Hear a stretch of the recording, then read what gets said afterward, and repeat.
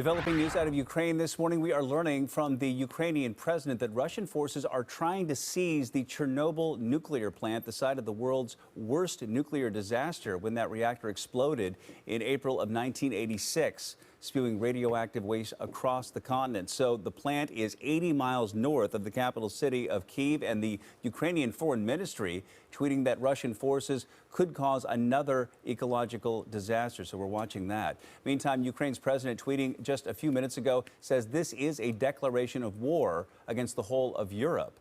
And we have new video of protests and protesters gathering outside the Russian embassy in Washington, D.C. Earlier this morning, you can see a sizable amount of people, many of them waving Ukrainian flags, some others dressed in the colors of the Ukrainian flag. And taking a live look at Kyiv, the White House is saying President Biden convened a meeting of National Security Council in the Situation Room.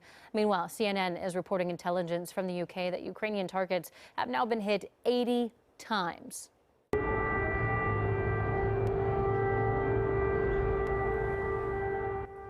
This is the sound people woke up to. Air raid sirens for several minutes, sending people into a panic. Sirens were heard in cities all over the country. And we're also getting some new video, an explosion in central Ukraine here. Ukrainian officials saying 40 soldiers and at least 10 civilians have been killed so far. The targets seem to include Ukraine's Air Force bases and airports, and CNN also reporting that Russian airborne troops have taken control of the airport 25 miles away from the city center in Kyiv. Fox News correspondent Steve Harrigan in Kyiv, and this is what he heard early this morning. We've heard explosions about an hour ago. Behind those heavy clouds, we heard a thud, thud, thud. Sounds like thunder in the distance.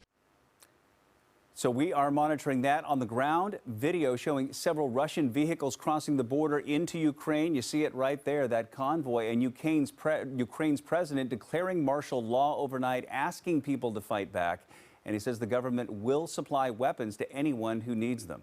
Don't panic. We are strong. We are ready for everything. And we will defeat everyone because we are Ukraine. Glory to Ukraine. Russian state media says Russian-backed separatists have already captured 2 cities. And Ukraine's president spoke to world leaders, including President Biden, overnight. He urged to stop Putin and the war against Ukraine. He's asking them to immediately sanction Russia and provide military and financial support to Ukraine. President Biden says he condemned this, quote, unprovoked and unjustified attack by Russian military forces. He says he will meet with G7 leaders this morning to discuss further sanctions.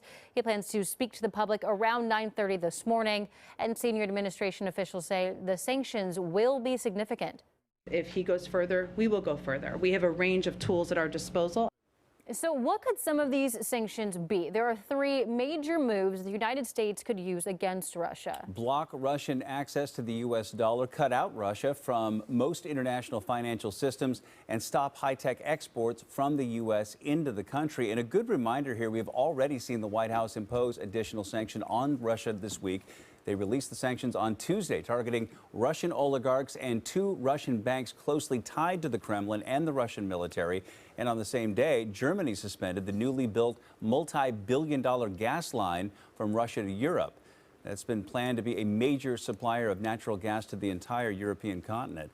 The attack hitting the global financial markets really hard this morning, and we are seeing what's happening at the New York Stock Exchange. That's the big board, and the Dow off almost 2%, down 600 points right now, ahead of a message from the president. That is going to come down probably in about 20 minutes right now, so we're watching for that.